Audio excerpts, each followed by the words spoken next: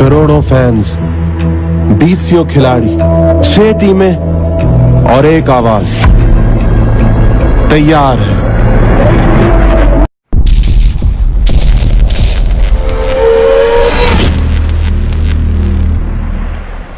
यहाँ पर खबर शामिल करते हैं खेलों की। PSL 6 के मैचेस लाहौर और कराची में खेले जाएंगे। अगर आपने हमारा चैनल सब्सक्राइब नहीं किया है तो सब्सक्राइब कर लें और बेल के बटन पे क्लिक करें ताकि आपको होने वाली वीडियो मिलती रहे।